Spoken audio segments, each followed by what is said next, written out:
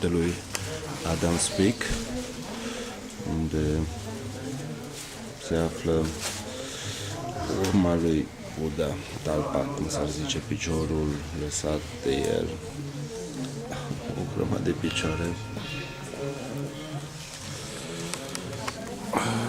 O noapte petrecută cu toată lumea, o mare de oameni.